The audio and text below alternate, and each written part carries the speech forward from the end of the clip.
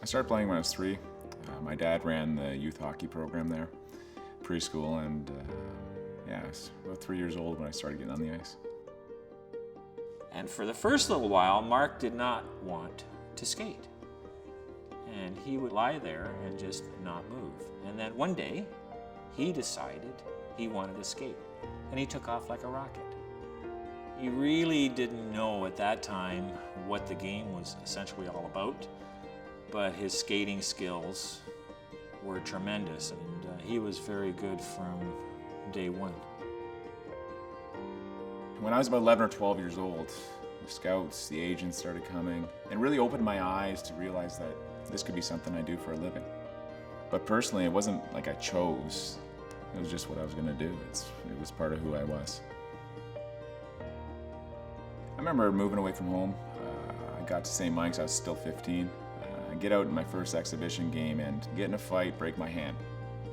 So the next week, not only am I 15 years old, living away from home, I'm going to a new school, I'm starting my OHL career 2 months off with a broken hand. You know, it was tough. It was a really hard time, but I just didn't think about it too much, and I just got back to the basics. Work hard, enjoy the game, do what I do best. And I got off to a pretty good career in junior hockey. Playing on Team Canada for the World Juniors was an amazing experience. Being on the world stage in that tournament was awesome, playing against the competition, but for me it was special because of the support you got from the fans. And there's nothing like it. Definitely an amazing experience in my career. Yeah, I expected to go first round, mid-first round probably, and yeah, it was hard for me. Am I proud of myself now as a 33-year-old man? Yeah, but no, a lot of my career it didn't pan out the way I wanted it to. But I love who I am because of it. And what I do mostly is because of the struggles I've been through. The most defining point of my career was my second year in Atlanta and how I did that. So I went to Russia after I spent a year in Atlanta. And about halfway through that season, and I was having a great year, I knew something was missing. And I wanted to go back to the NHL. I could have had a multi-year deal in Russia. I was engaged, wanted to have a family. It would have been a smart decision from that perspective, but I was missing something. I still wanted to play in the NHL. So I turned down all those offers, and I went on a tryout back in Atlanta, and I made it. And it was something that I was so proud of.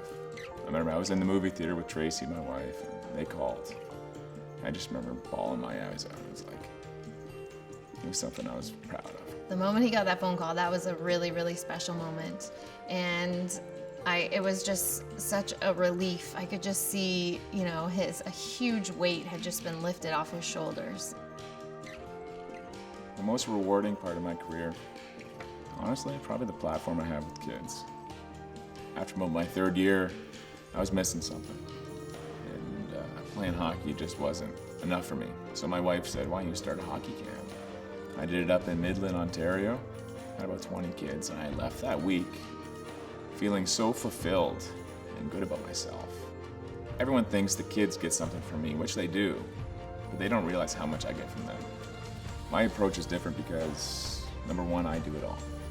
There aren't too many instructors out there with my experience and my passion for it, and I bring it. I don't want to have other kids teaching my students. I want to be there, and that's what I love doing.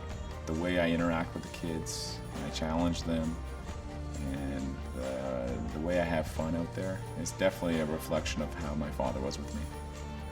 I love serving and helping people.